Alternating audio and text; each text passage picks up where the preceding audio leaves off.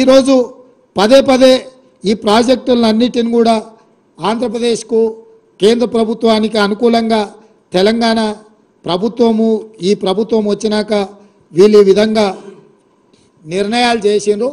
దీనివల్ల తెలంగాణకు నష్టం జరుగుతుందని హరీష్, కేటీఆర్ అదేవిధంగా చంద్రశేఖరరావు మాట్లాడుతున్నాడు. ఈరోజు మీకు 27/5/2022 నాడు కేంద్ర ప్రభుత్వం, ఆంధ్రప్రదేశ్ ప్రభుత్వం, తెలంగాణ ప్రభుత్వం కూర్చొని రాసుకున్న meeting minutes 16th KRMB meeting minutes స్పష్టంగా దీంట్లో item number 16.7 handing over of Srisailam and Nagarjuna Sagar projects to KRMB అంటే కృష్ణా రివర్ మేనేజ్మెంట్ బోర్డ్ స్పష్టంగా 27/5/2022 నాడు కేంద్ర ప్రభుత్వము నిర్వహించిన KRMB మీటింగ్లో తెలంగాణ రాష్ట్ర ప్రభుత్వం స్పష్టంగా ఈ ప్రాజెక్టులను హ్యాండ్ ఓవర్ చేస్తామని చెప్పి స్పష్టంగా ఒప్పందం చేసుకొని ఆ మీటింగ్లో ఒప్పుకొని వచ్చిండ్రు. స్పష్టంగా వీళ్ళు reiterating that government of Telangana has no objection to the handing over of components. అంటే ఈ 15 ప్రాజెక్టులను మేము ఏమాత్రం అభ్యంతరం లేకుండా కృష్ణానది మీద ఉన్న ప్రాజెక్టులను అన్నిటిని కూడా మేము హ్యాండ్ ఓవర్ చేస్తామని చెప్పి ఒప్పందాల మీద సంతకాలు పెట్టిన మీటింగ్ మినిట్స్. ఇది 2022లో జరిగిన మీటింగ్.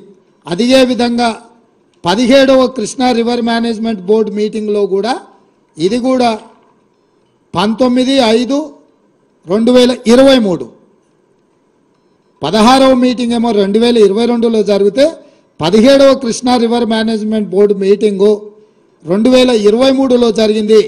ఇందులో కూడా స్పష్టంగా వాళ్ళు ఎక్కడ కూడా అభ్యంతరం పెట్టకుండా ఈ ప్రాజెక్టులను అన్నిటిని కూడా ఎక్కడ కూడా మేము అభ్యంతరం పెడుతున్నాము అని చెప్పకుండా స్పష్టంగా వాళ్ళకి ప్రాజెక్టులను హ్యాండ్ ఓవర్ చేయడానికి 2023లో కూడా మళ్ళీ ఆనాటి తెలంగాణ ప్రభుత్వం చంద్రశేఖరరావు ముఖ్యమంత్రిగానే కాదు సాగునీటి పారుదల శాఖ మంత్రిగా 2019 తర్వాత చంద్రశేఖరరావే ఉన్నాడు.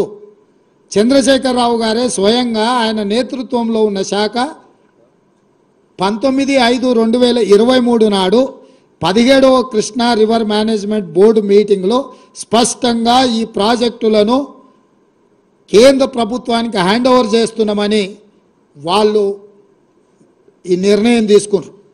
4వ డాక్యుమెంట్ మీ ముందర నేను పెడుతున్నది demand for grants government of Telangana policy statement on the demand of grant on irrigation and command area development department for 2023-24 అంటే 2023 మార్చిలో ప్రవేశపెట్టిన budget grants demands on grants అంటే ఈ శాఖలో దేనికి ఎన్ని నిధులు ఎందుకోసం కేటాయించాలని 2023 మార్చ్ బడ్జెట్ సమావేశాలలో కేసీఆర్ సాగునీటి పారుదల శాఖ మంత్రిగా ప్రవేశపెట్టిన బడ్జెట్ ఇది.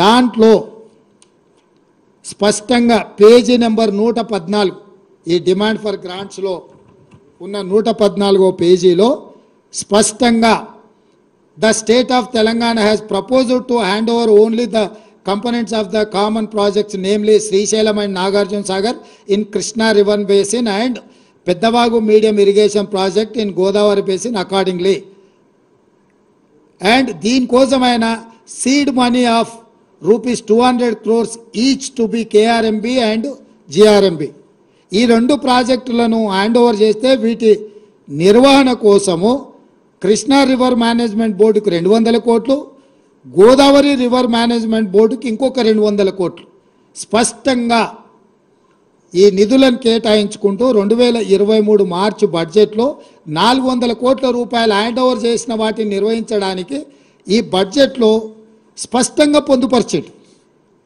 అంటే 2023 బడ్జెట్లోనే గోదావరి కృష్ణా రివర్ మేనేజ్మెంట్ బోర్డులకు ఈ ప్రాజెక్టులను హ్యాండ్ ఓవర్ చేసిన తర్వాత నిర్వహించడానికి అయ్యే ఖర్చులకు 200 కోట్లు 400 కోట్ల రూపాయలను కేటాయించడానికి ఇగో చంద్రశేఖరరావు చీఫ్ మినిస్టర్ ఈ బుక్ మీద కింద పేరు ఉంది. మీకు ఎవరికైనా మళ్ళీ ఏమైనా అనుమానం ఉండి ఇది వెనక ముందు అనుకున్నారు, మళ్ళీ ఆ మంత్రివర్గంలో కూడా ఎవరికేం సంబంధం లేదు. ఇక్కడ రాసిండు K Chandrashekar Rao demand number so K Chandrashekar Rao chief minister. ఈ పుస్తకంలోనే 114వ పేజీలో కృష్ణా రివర్ మేనేజ్మెంట్ బోర్డుకు కృష్ణా నది మీద ఉన్న ప్రాజెక్టులను స్వాధీనం చేయడం, గోదావరి నది మీద ఉన్న గోదావరి ప్రాజెక్టులను హ్యాండ్ ఓవర్ చేయడానికి చంద్రశేఖరరావు స్పష్టంగా నిధులను కేటాయించిన విషయం. ఇది 2014లో మొదలై 2023 వరకు జరిగిన వివిధ సందర్భాలలో చంద్రశేఖరరావు ముఖ్యమంత్రిగా, సాగునీటి పారుదల శాఖ మంత్రిగా, హరీష్ రావు సాగునీటి పారుదల శాఖ మంత్రిగా, ఆ తర్వాత ఆర్థిక మంత్రిగా, అంటే మొత్తం వ్యవహారము హరీష్ రావు 5 ఏళ్ళు సాగునీటి పారుదల శాఖ మంత్రిగా ఉన్నప్పుడు చంద్రశేఖరరావు ముఖ్యమంత్రి ఉండు. చంద్రశేఖరరావు 5 సంవత్సరాలు సాగునీటి పారుదల శాఖ మంత్రిగా ఉన్నప్పుడు హరీష్ రావు గారు 5 సంవత్సరాలు ఆర్థిక మంత్రిగా ఉన్నాడు. అంటే ఈ ఒప్పందాలు కానీ, ఈ చట్టాలు కానీ, ఈ నిధులు కానీ, నిధుల కేటాయింపు కానీ, ప్రాజెక్టులను కేంద్ర ప్రభుత్వానికి స్వాధీనం చేయడానికి జరిగిన తతంగమంతా మామ అల్లుళ్ళు మంత్రులుగా ముఖ్యమంత్రిగా ఉన్నప్పుడే జరిగిన ఆధారాలు పూర్తిగా ఈరోజు తెలంగాణ ప్రజలకు మీ ద్వారా వివరించదలుచుకున్నా.